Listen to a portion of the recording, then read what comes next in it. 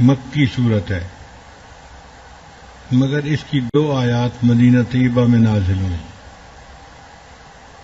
نازل ہونے کے اعتبار سے اس کا ترتیب میں نمبر 46واں تھا،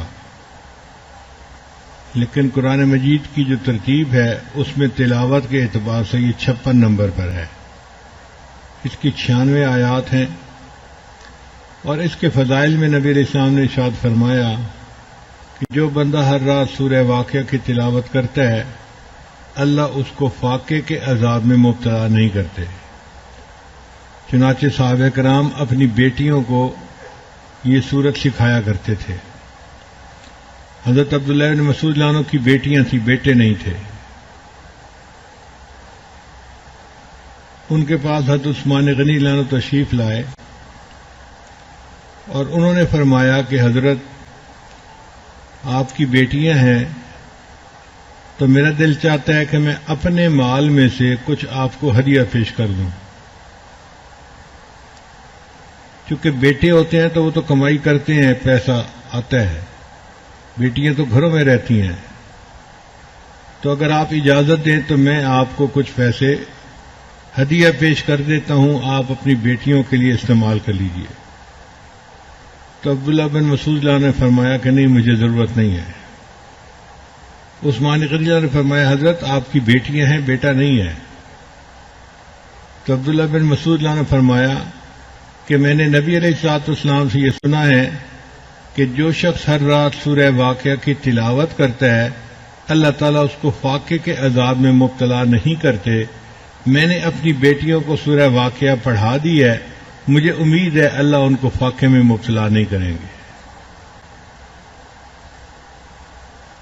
ہم نے اس سورت کو کیوں منتخب کیا اعتکاف کے لیے؟ وہ اس لیے کہ ایک حدیث پاک میں نبی علیہ السلام نے فرمایا کہ جو بندہ سورہ واقعہ کو پڑھے گا اور اس کو سیکھے گا اللہ تعالیٰ قیامت کے دن اس کو غافلین میں شمار نہیں کریں گے۔